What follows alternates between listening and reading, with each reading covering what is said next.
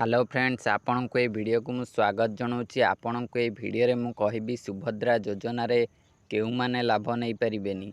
आपण सुभद्रा योजना रे निश्चय आवेदन करिथिबे, किंतु आपण एही सुभद्रा योजना को पाइबे कि नहीं कन्फर्म नुहंती। एही सुभद्रा योजना रे केउ केउ महिला माने एहार लाभ नहीं परिबेनी। आपण को एहा विषय रे बे डिटेल्स रे कहबी।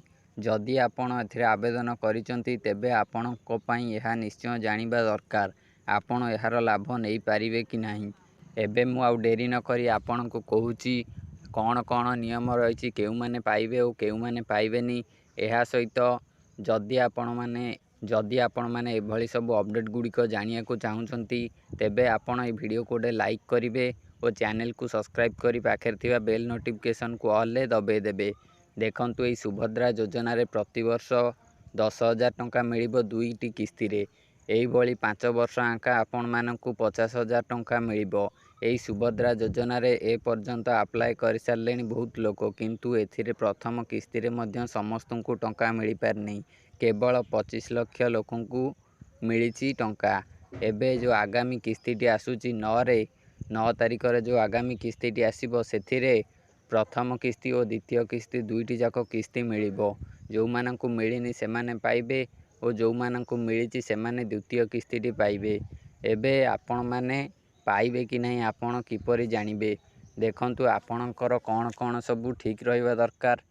एई जो सुभद्रा योजना रे किछि योग्यता मानदंड रहिछि, एई योग्यता मानदंड गुड़िक ठीक रहिबा दरकार। एबे मु आपण मानकु देखौछि योग्यता मानदंड कौन। एबे चलंतु आमे सुभद्रा योजनार ऑफिशियल वेबसाइट को एबे जिबा। देखंतु एठी मु सुभद्रा योजनार ऑफिशियल वेबसाइट को आसी जाइछि।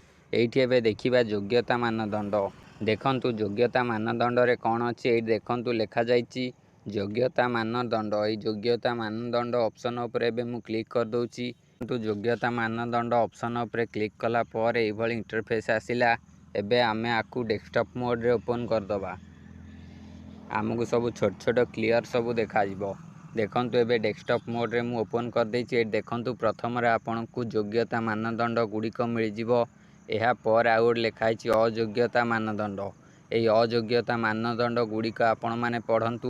योग्यता मानदंड गुड़िक मध्य पढ़ंतु। आपण योग्य अछंती कि नहीं जानि परिबे और अयोग्यता मानदंड गुड़िक पढ़ले आपण जानि परिबे आपण कोउथि पई अयोग्य अटंती। अयोग्य रे को माने आसंती। देखंतु एठी मु केवल आपण को अयोग्यता पढ़ी कि सुनुची। आपण चाहिए योग्यताटा मध्य पढ़ी नहीं पारिबे। देखंतु अयोग्य रे कौन कौन अछि। जेउ महिला माननकु मोट 15,000 टंका किंबा ताठू अधिक किंबा वार्षिक मोट 18,000 टंका बा ताठू अधिक कोनोसी राज्य किंबा केंद्र सरकारी सहायता यथा पेंशन, छात्रवृत्ति इत्यादि ग्रहण करुचंती। जो माने 15,000 कि अधिक कि 18,000 कि ताठू अधिक केंद्र किंबा राज्य सरकार थारू पाउचंती, से माने एथिरे लाभ नहीं पारिबे नाही। से माने एथिपई अयोग्य अटंती। एहा पर देखंतु जणे महिला निजे किंबा तांकर निजर परिवार सदस्य जदि वर्तमान रे किंबा पूर्वतन संपद किंबा विधानसभार जदि जणे महिला किंबा तांको परिवारर कोनोसी सदस्य विधानसभा किंबा संसदर सदस्य होइथिबे तेबे सीए एथिरे लाभ नहीं पारिबे नाही। एहा छड़ा जदि सीए आयकर होइथिबे से मध्य एथिरे लाभ नहीं पारिबे नाही। 3 नंबर रे लेखंतु लेखा आइछि जे कोनोसी सहरांचल स्वायत्त शासन संस्था किंबा पंचायती राज्य अनुष्ठान रे निर्वाचित जनप्रतिनिधि होइथिबे, जेमिति कि केवल वार्ड मेंबर, स्थानीय परिषद सदस्य व्यतीत। एमानंकु वार्ड मेंबर और स्थानीय परिषद एमानंकु छाड़िकी अन्य माने एहार लाभ नहीं पारिबे नाही। भारत सरकार किंबा राज्य सरकारक अधीन रे थिबा जे कोनोसी अंडरटेकिंग, बोर्ड, स्थानीय संस्था, संगठन नियमित स्थायी चुक्तिभित्तिक कर्मचारी भावरे नियुक्त किंबा अवसर पर पेंशन ग्रहण करुथिबे। जदि एही योजनार अन्य समस्त मानदंड पूरण करुथिले तेबे पारिश्रमिक ग्रहण करुथुवा समस्त कर्मचारी एवं आउटसोर्सिंग एजेंसी मध्यरे नियोजित समस्त कर्मचारी ଏହି ଯୋଜନା ଅଧୀନରେ ଯୋଗ୍ୟ ବିବେଚିତ ହେବେ। ଏହାପରେ ଦେଖନ୍ତୁ, ଯେକୌଣସି ସରକାରୀ ବିଭାଗ, ଅଣ୍ଡରଟେକିଂ, ବୋର୍ଡ଼, ଭାରତ ସରକାର କିମ୍ବା ରାଜ୍ୟ ସରକାରଙ୍କ ମନୋନୀତ ପ୍ରତିନିଧି ହୋଇଥିବେ, ସେ ଏଥିରେ ଲାଭ ନେଇପାରିବେ ନାହିଁ। ଟ୍ରାକ୍ଟର, ମିନି ଟ୍ରାକ୍ଟର, ଛୋଟ ବାଣିଜ୍ୟିକ ଯାନ ଏବଂ ଅନ୍ୟ ସମାନ ହାଲୁକା ସାମଗ୍ରୀ ଯାନ ବ୍ୟତୀତ 4 ଚକିଆ ମୋଟର ଯାନର ମାଲିକ ଯେଉଁମାନେ, ସେମାନେ ଏହାର ଲାଭ ନେଇପାରିବେନି। ଏହି ସୁଭଦ୍ରା ଯୋଜନାର ଟ୍ରାକ୍ଟର କିମ୍ବା ମିନି ଟ୍ରାକ୍ଟର କିମ୍ବା ଛୋଟ ବାଣିଜ୍ୟିକ ଯାନ ଏସବୁ ଥିଲେ ଆପଣ ଏଥିରେ ଲାଭ ନେଇପାରିବେ। ଯଦି ଆପଣଙ୍କ ପାଖରେ 4 ଚକିଆ ମୋଟର ଯାନ କିଛି ଅଛି, ତାହେଲେ ଆପଣ ଏହାର ଲାଭ ନେଇପାରିବେ ନାହିଁ।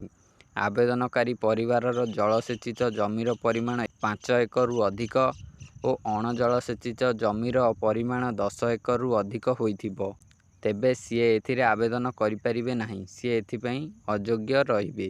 ଏହି ସବୁ ଗୁଡ଼ିକ ଅଯୋଗ୍ୟତାରେ ରହିଛି। ଆପଣ ଚାହିଁଲେ ଯୋଗ୍ୟତା ଅଯୋଗ୍ୟତା ଦୁଇଟି ଯାକ ପଢ଼ି ନେଇପାରିବେ। ଆପଣ ଜାଣିପାରିବେ ଏଥିପାଇଁ ଯୋଗ୍ୟ ଅଛନ୍ତି କି ନାହିଁ। ଯଦି ଅଯୋଗ୍ୟ ହେବେ, ତେବେ ଆପଣଙ୍କୁ ଏଥିରେ ଲାଭ ମିଳିପାରିବ ନାହିଁ। ଏବେ ଚାଲନ୍ତୁ, ମୁଁ ଆଉ କିଛି ଗୁଡ଼ିକ ଆପଣମାନଙ୍କୁ କହୁଛି, ଯାହା ସେସବୁ ଗୁଡ଼ିକ ମଧ୍ୟ ଆପଣଙ୍କର ଜାଣିବା ଦରକାର। କେବଳ ଏତିକି ନୁହେଁ, ଏବେ ଦେଖନ୍ତୁ ଆଉ କ'ଣ ସବୁ ରହିଛି। କିନ୍ତୁ ଆପଣଙ୍କର କୌଣସି ପ୍ରକାରର ପ୍ରୋବ୍ଲେମ୍ ନଥିବା ଦରକାର।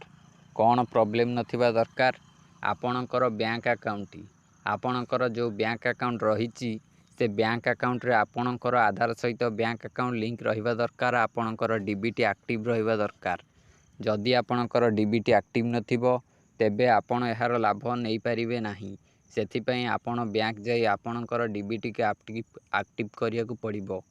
ଏବେ ମଧ୍ୟ ଡିବିଟି ଅନଲାଇନରେ ଆକ୍ଟିଭ କରାଯାଉଛି, ତେବେ ଆପଣ ଅନଲାଇନରେ ଡିବିଟିକୁ ଆକ୍ଟିଭ କରିନେଇପାରିବେ।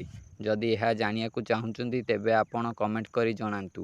ଏହା ସହିତ ଯଦି ଆପଣଙ୍କର KYC ହେବାର ଅଛି, ତେବେ ଆପଣ KYC କରିନିଅନ୍ତୁ। ଯଦି ଆପଣଙ୍କର ଖାତା ଚାଲୁନି, ବନ୍ଦ ହୋଇଯାଇଛି, ତେବେ ଆପଣ ଆପଣଙ୍କର ଖାତାକୁ ଚାଲୁ କରିବା ଦରକାର। ଯାହାଦ୍ୱାରା ଆପଣଙ୍କର ଏହି ସୁଭଦ୍ରା ଯୋଜନାରେ ଯେଉଁ ଟଙ୍କା ପଠାଯିବ, ସେ ଆପଣଙ୍କର ଖାତାକୁ ଆସିପାରିବ। ଯଦି ଆପଣଙ୍କର ଅନ୍ୟ କୌଣସି ପ୍ରକାରର ସମସ୍ୟା ରହିଛି ବ୍ୟାଙ୍କ ଆକାଉଣ୍ଟରେ, ତାହାକୁ ମଧ୍ୟ ଆପଣ ଠିକ୍ କରି ନେବା ଦରକାର। ଯଦି ଆପଣଙ୍କର KYC ହେବାର ଅଛି, KYC କରନ୍ତୁ। ଆଧାର ସହିତ ଯଦି ବ୍ୟାଙ୍କ ଆକାଉଣ୍ଟଟି ଲିଙ୍କ ରଖିନାହାନ୍ତି, ଲିଙ୍କ କରନ୍ତୁ। ଡିବିଟି ଯଦି ଆକ୍ଟିଭ ନାହିଁ, ଏହାକୁ ଆକ୍ଟିଭ କରନ୍ତୁ। ଡିବିଟି ଆକ୍ଟିଭ ଅଛି କି ନାହିଁ, ଏହା କିପରି ଚେକ୍ କରିବେ, ଏହା ଉପରେ ମୁଁ ଅଲରେଡ଼ି ଏକ ଭିଡ଼ିଓ କରିଛି। ସେ ଭିଡ଼ିଓର ଲିଙ୍କ ଆପଣଙ୍କୁ ଡିସ୍କ୍ରିପ୍ସନ୍ ଓ ଆଇ ବଟନରେ ମିଳିଯିବ। ଯଦି ଆପଣଙ୍କର କିଛି ଡାଉଟ୍ ରହିଯାଉଛି, ତେବେ ଆପଣ ପଚାରିପାରିବେ। କମେଣ୍ଟ ସେକ୍ସନରେ ଆପଣ କମେଣ୍ଟ କରନ୍ତୁ, ମୁଁ ଏହାର ରିପ୍ଲାଏ ନିଶ୍ଚୟ ଦେବି। ମୁଁ ଆପଣମାନଙ୍କୁ ଯେଉଁ କ୍ରାଇଟେରିଆ ଗୁଡ଼ିକ କହିଲି, କେଉଁମାନେ ପାଇବେ କେଉଁମାନେ ପାଇବେନି, ଆପଣମାନେ ଜାଣିପାରିଥିବେ। କେଉଁମାନେ ପାଇବେ, ଯେଉଁ ଅଯୋଗ୍ୟ ଓ ଯୋଗ୍ୟ ଲିଷ୍ଟଟି ଆପଣମାନଙ୍କୁ ଦେଖାଇଲି, ତାହାକୁ ଆପଣ ଆସି ଏହି ସୁଭଦ୍ରା ଯୋଜନାର ଅଫିସିଆଲ ୱେବସାଇଟ୍ରେ ପଢ଼ନ୍ତୁ। ଏହାର ଲିଙ୍କ ମଧ୍ୟ ଆପଣଙ୍କୁ ଡିସ୍କ୍ରିପ୍ସନ୍ ବକ୍ସରେ ମିଳିଯିବ। ଏହାକୁ ପଢ଼ିଲେ ଯାଇ ଆପଣ ଜାଣିଯିବେ।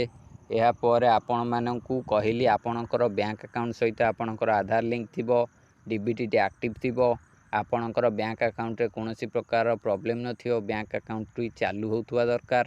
ଏହା ସହିତ ଆପଣଙ୍କର ଯଦି KYC ଲାଗିଥିବ, ତେବେ KYC କରିବାକୁ ପଡ଼ିବ। ଏସବୁ ଗୁଡ଼ିକ ଆପଣଙ୍କୁ ବ୍ୟାଙ୍କ ଯାଇ ଚେକ୍ କରିବାକୁ ପଡ଼ିବ। ଆପଣଙ୍କର ଡିବିଟି ଆକ୍ଟିଭ ଅଛି କି ନାହିଁ, ଆପଣ ମୋବାଇଲ ମାଧ୍ୟମରେ ଚେକ୍ କରିନେଇପାରିବେ। ସେ ଭିଡ଼ିଓର ଲିଙ୍କଟି ଡିସ୍କ୍ରିପ୍ସନ୍ ବକ୍ସରେ ଅଛି, ଆପଣ ତାହାକୁ ଚେକ୍ କରିବା ନିହାତି ଦରକାର।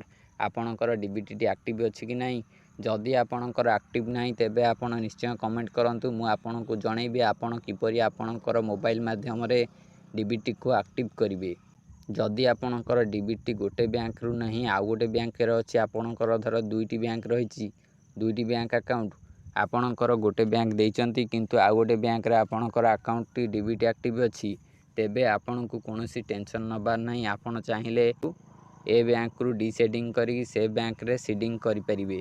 ନହେଲେ ମଧ୍ୟ ସୁଭଦ୍ରା ଯୋଜନାରେ ଆପଣ ଯେଉଁ ବ୍ୟାଙ୍କ ଆକାଉଣ୍ଟ ଦେଇଛନ୍ତି, ସେ ବ୍ୟାଙ୍କ ଆକାଉଣ୍ଟକୁ ଟଙ୍କା ନ ଆସି ଆପଣଙ୍କର ଯେଉଁ ବ୍ୟାଙ୍କ ଆକାଉଣ୍ଟରେ ଡିବିଟି ଆକ୍ଟିଭ ଅଛି, ସେ ଆକାଉଣ୍ଟକୁ ଟଙ୍କା ଆସିଯାଉଛି। ଏଇଭଳି ମଧ୍ୟ ଦେଖିବାକୁ ମିଳିଛି। ଯଦି ଚାହିଁବେ ଆପଣ ମଧ୍ୟ ଡିସିଡ଼ିଂ କରିକି ସିଡ଼ିଂ ଆଉଥରେ କରିନେଇପାରିବେ, ଡିବିଟିକୁ ଆକ୍ଟିଭ କରିନେଇପାରିବେ।